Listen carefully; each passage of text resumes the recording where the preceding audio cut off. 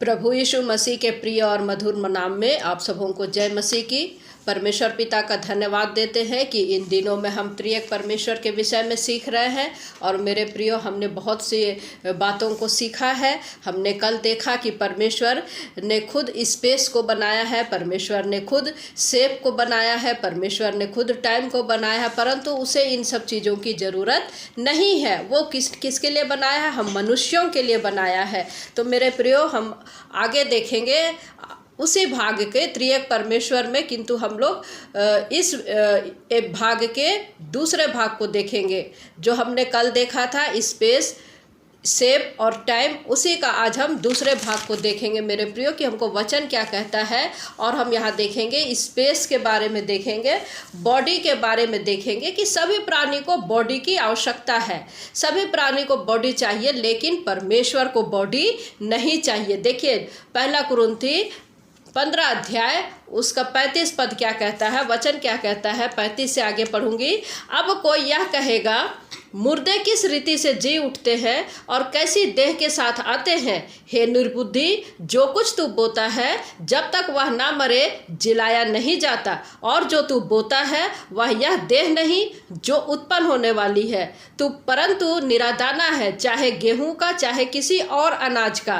परंतु परमेश्वर अपनी इच्छा के अनुसार उसको देह देता है, और हर एक बीज को उसकी विशेष देह। सब शरीर एक समान नहीं, मनुष्यों का शरीर और है, पशुओं का शरीर और है, पक्षियों का शरीर और है, मछलियों का शरीर और है। स्वर्गीय देह है और पार्थिव देह भी है, परंतु स्वर्गीय देहों का तेज और है और पार्थिव का, और सूर्य का तेज और है, चांद का तेज और है, और तारागणों का तेज और है, क्योंकि एक तारे से दूसरे तारे के तेज में अंतर है। तो यहाँ पर हम देख रहे हैं कि सबको बॉडी चाहिए, सबकी देह है, चाहे वो मनुष्य की हो, चाहे पशु की हो, चाहे पक्षी की हो, चाहे मछली की हो, चाहे स्वर्गीय देह हो, चाहे पार्थिव देह हो, सबको अपनी अपनी बॉडी है, सबकी अपनी अपनी बॉडी है। परंतु परमेश्वर का बॉडी नहीं है, परंतु परमेश्वर का बॉडी नहीं है, क्योंकि उसी ने सबको बनाया है। उस परमेश्वर को किसी ने नहीं बनाया,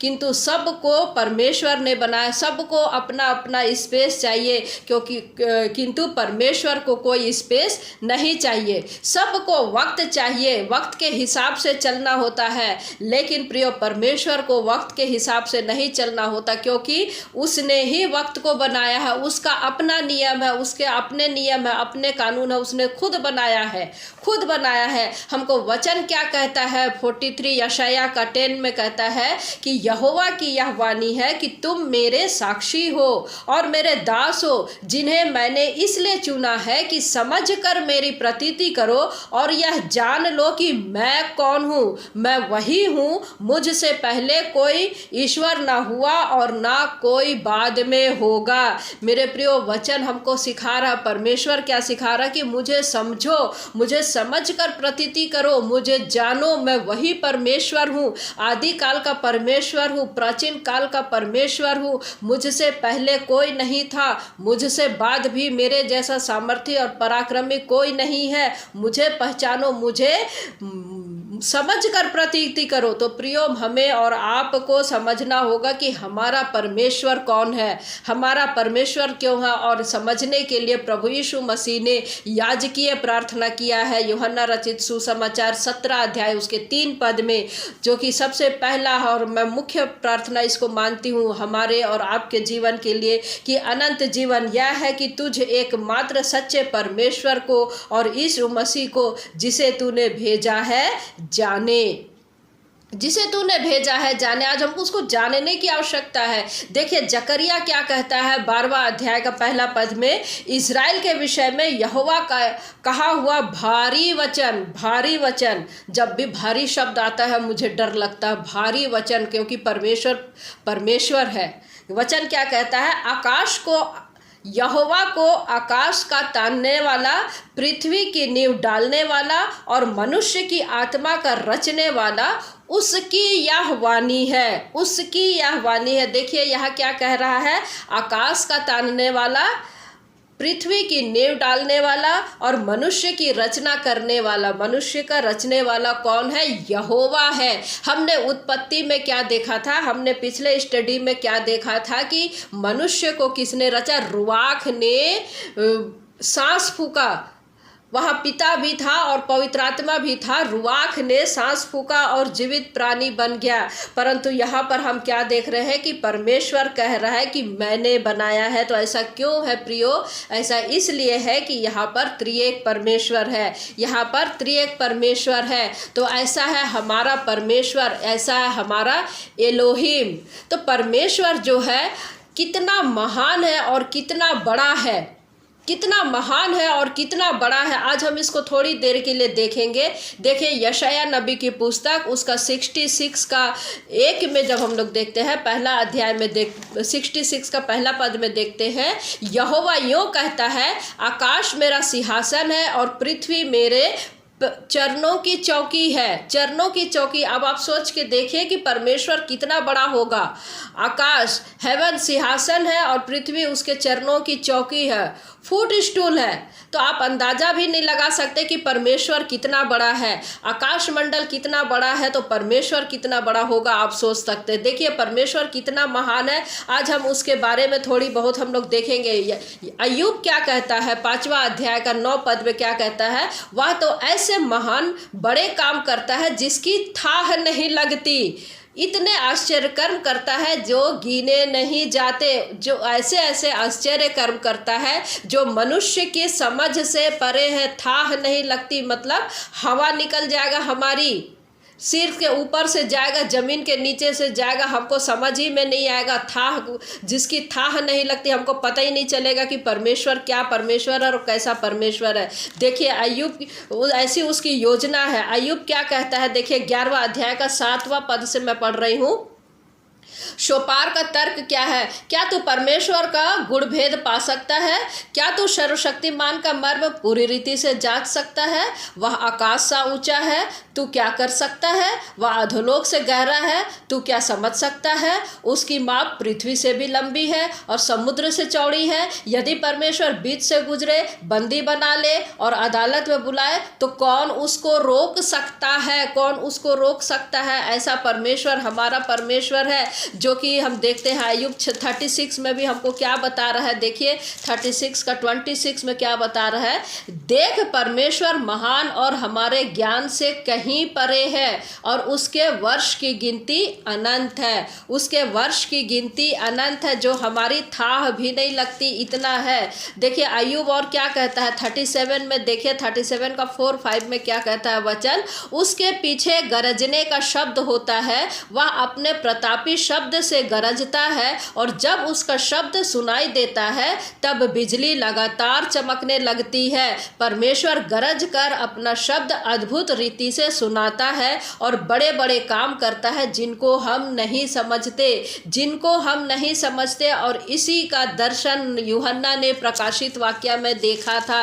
प्रकाशित वाक्य की पुस्तक 4 अध्याय का 5 पद को देखिए क्या कहता है यहाँ पर वचन? उस सिंहासन में से बिजलियां और गर्जन निकलते हैं और सिंहासन के सामने आग के साथ दीपक जल रहे हैं। वे परमेश्वर के साथ आत्माएं हैं, वे 7 आत्माएं हैं। देखिए प्रकाशित वाक्य 1 का 15 में भी क्या कहता है? प्रभु यीशु मसीह के लिए, त्रिएक परमेश्वर के लिए, जो सर्वशक्तिमान परमेश्वर पिता, पुत्र और पवित्र आत्मा कितने महान है, उसके बारे में, प्रभु यीशु मसीह के बारे में यहाँ पर हम देखते हैं। प्रकाशित वाक्य 1 अध्याय पद 15 क्या कहता है? उसके पाँव उत्तम पीतल के समान थे जो मानो भट्ठी में तपाया गया हो और उसका शब्द बहुत जल के शब्द के समान था, बहुत जल के शब्द के समान था। देखिए भजनकार क्या कहता है परमेश्वर के सामर्थ्य के बारे में, वो कितना बड़ा है, उसको भजनकार क्या कह रहा है? भजन संहिता 147 147 का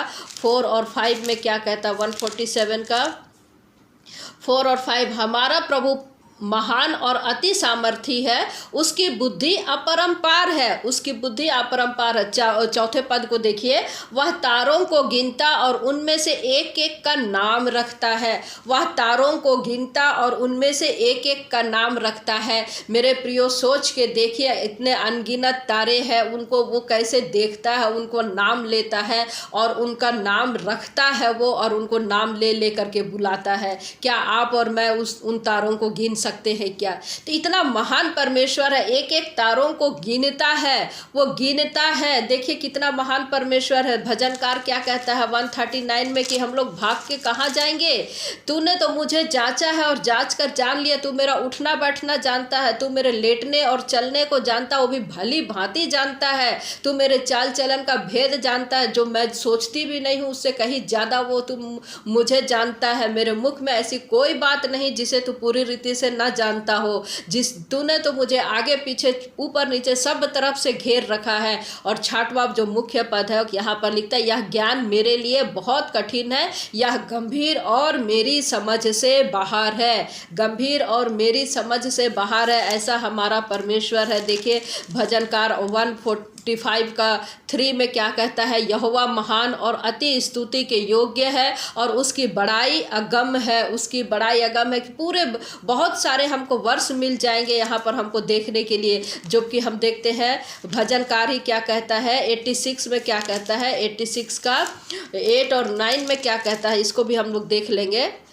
8 में क्या कहता है, हे प्रभु, देवताओं में से कोई भी तेरे तुल्य नहीं और ना किसी के काम तेरे काम के बराबर है। हे प्रभु, जितनी जातियों को तूने बनाया है सब आकर तेरे सामने दंडवत करेंगे और तेरे नाम की महिमा करेंगे। जितनी जातियों को तूने बनाया है सब तेरे सामने दंडवत करेंगे।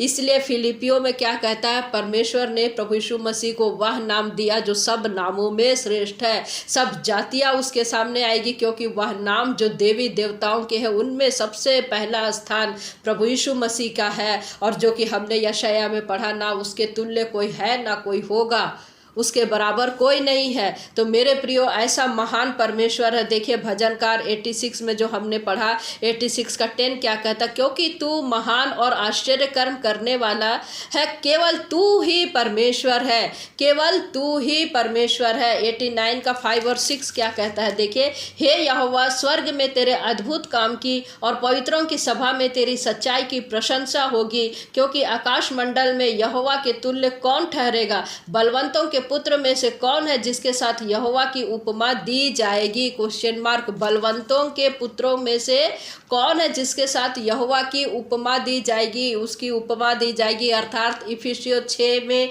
जो अंधकार की ताकतें हैं, हाकिम अधिकारी, अंधकार की जो ताकतें हैं, दुष्टता की सेना, कौन उसकी तुलना कर सकता है? उसकी तुलना कौन कर सकता? कोई नहीं, क्योंकि हमारा परमेश्वर जो है भय योग्य परमेश्वर है। 7वां पद में देखिए, परमेश्वर पवित्र लोगों की गोष्ठी में अत्यंत प्रतिष्ठा के योग्य और अपने चारों ओर सब रहने वालों से अधिक भय योग्य परमेश्वर है। हमारा परमेश्वर जो है भय योग्य परमेश्वर है। इसलिए यशायाह क्या कहता है, देखिए यशायाह 40 में हम लोग क्या देखते हैं, 40 का 26 और फिर उसके 40 का 26 को देखेंगे।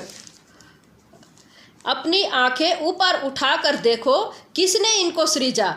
वह इन गणों को गिन गिन कर निकालता, उन सब को नाम ले लेकर बुलाता है। वह ऐसा सामर्थी और अत्यंत बली है कि उनमें से कोई बिना आए नहीं रहता, बिना आए नहीं रहता। और 25 पद क्या कहता है, इसलिए तुम मुझे इसके समान बताओ। किसके समान बताओगे? कि मैं उसके तुल्य ठहरूं। उस पवित्र का यही वचन है। तुम किसके समान मुझे बताओगे? तुम किसी के समान बता ही नहीं सकते। मैं इतना महान परमेश्वर हूँ। अब देखिए वो कितना सामर्थी परमेश्वर है। मेरे प्रियो, हमारा परमेश्वर जो कि बहुत सामर्थी परमेश्वर है। हम लोग निर्गमन में देखते हैं कि फिरौन ने बस इतना ही कहा था कि कौन है परमेश्वर जिसको मैं नहीं जानता। निर्गमन में उसने कहा था, 12 के 12 में कहा था, क्या कहा था, देखिए वचन क्या कहता है, क्योंकि उस निर्गमन की पुस्तक 12 के 12 में देखिए, क्योंकि उस रात को मैं मिस्र देश के बीच में होकर जाऊंगा और मिस्र देश के क्या मनुष्य क्या पशु सबके पहलौठों को मारूंगा और मिस्र के सारे देवताओं को भी मैं दंड दूंगा। मैं यहोवा हूँ। परमेश्वर ने ये बातें क्यों की थी, इसका जवाब क्वेश्चन हमको मिलता है निर्गमन की पुस्तक में ही 5वां अध्याय के 2 पद में। फिरौन ने कहा, यहोवा कौन है कि मैं उसका वचन मानकर इस्राएलियों को जाने दूं? मैं यहोवा को नहीं जानता और मैं इस्राएलियों को नहीं जाने दूंगा। देखिए प्रियो, फसह की रात को परमेश्वर ने उसको बताया कि मैं कौन हूं और उसने पूरी तबाही किया। उसने ना सिर्फ फिरौन की प्रजा को किंतु पूरे देवी देवताओं को उसने मार डाला। परमेश्वर ने नहीं छोड़ा। तो जो घमंड करते, परमेश्वर ने कहा अब मैं तुमको नहीं छोड़ूंगा, तेरे लोगों को भी नहीं छोड़ूंगा और जिनके ऊपर तू घमंड करके 2000 2500 देवी देवताओं के ऊपर तू घमंड करके इस प्रकार की बातें जो बोल रहा है कि मैं किसी यहोवा को नहीं जानता, तो अब मैं तुझे अपनी सामर्थ्य दिखाऊंगा। और उसने देवताओं को भी नहीं छोड़ा। और आधी रात को हमने क्या देखा, निर्गमन की पुस्तक 12वां अध्याय 12 पद में परमेश्वर, ये परमेश्वर है। तो हमको परमेश्वर, सारी दुनिया से आप पंगा ले लीजिए, सारी दुनिया से आप लड़ लीजिए, किंतु परमेश्वर को आप हल्के में मत लीजिए। परमेश्वर को आप हल्के में मत लीजिए। परमेश्वर को कभी भी हम लोग देखते हैं, पंगा मत लीजिए। परमेश्वर से कभी भी पंगा मत लीजिए, क्योंकि हमको वचन यहाँ पर हमको क्या बता रहा है। देखिए यशायाह 45 का 24 क्या कहता है, इसको हम समझेंगे। लोग वे मेरे विषय में कहेंगे, केवल यहोवा ही में धर्म और शक्ति है। उसी के पास लोग आएंगे और जो उससे रूठे रहेंगे उन्हें लज्जित होना पड़ेगा, उन्हें लज्जित होना पड़ेगा। मेरे प्रियो, पूरी पृथ्वी पर परमेश्वर के लोग, यहोवा के लोग उसको जाने, क्योंकि परमेश्वर ने हमको और आपको बनाया है। परमेश्वर ने, उसी ने हमको बनाया है, हर चीज को उसने बनाया है। और परमेश्वर चाहता है कि मैं और आप परमेश्वर को जाने और पहचाने। इसलिए क्या कहता है वचन में, क्या कहता है यशायाह का 1:4 में, हाय यह जाति पाप से कैसी भरी है, यह समाज अधर्म से कैसा लदा हुआ है, इस वंश के लोग कैसे कुकर्मी है, ये बाल बच्चे कैसे बिगड़े हुए हैं। बाल बच्चे कैसे बिगड़े हुए, उन्होंने यहोवा को छोड़ दिया है। उन्होंने यहोवा को क्यों छोड़ दिया?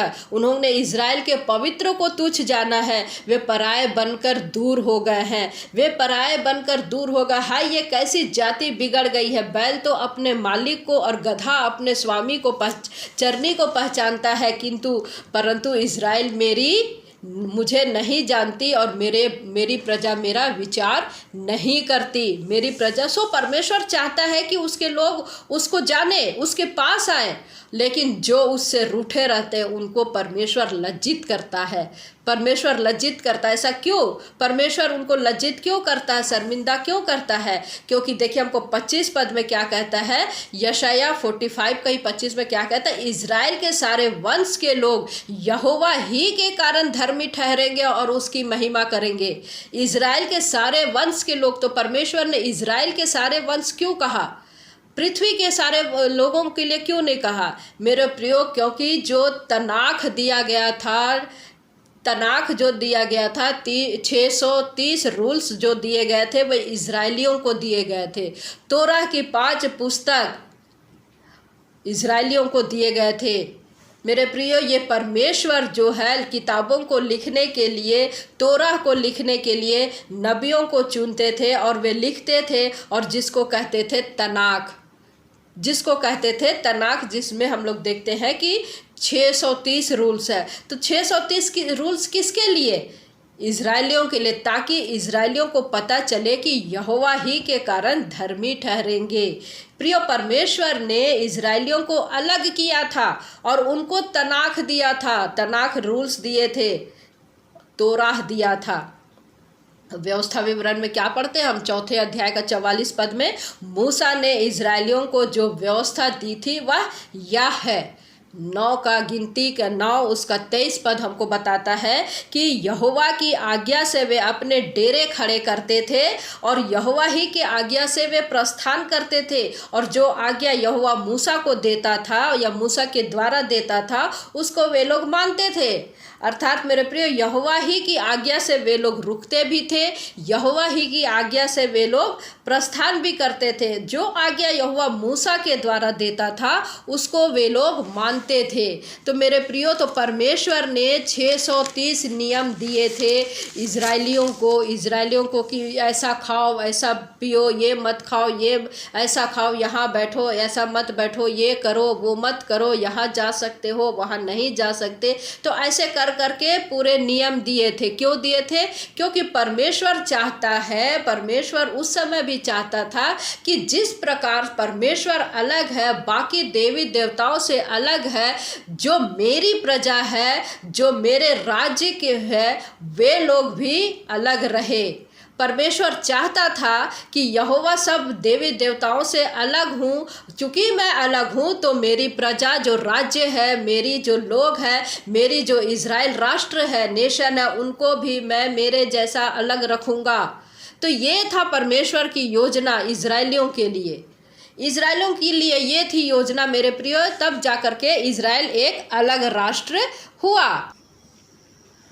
उन दिनों में परमेश्वर जो है इज़राइलियों को अलग रहने के लिए कहता था। आज हमको भी वो कहता है, परमेश्वर आज भी चाहता है कि उसके लोग अलग रहें। इसलिए हमको रोमियो की पत्री उसका 12 अध्याय उसका 1 से 2 क्या कहता है? इसलिए हे भाइयों, मैं तुमसे परमेश्वर की दया स्मरण दिलाकर विनती करता हूँ कि अपने शरीरों को जीवित और पवित्र और परमेश्वर को भावता हुआ बलिदान करके चढ़ाओ, यही तुम्हारी आत्मिक सेवा है। दूसरा पद क्या कहता है?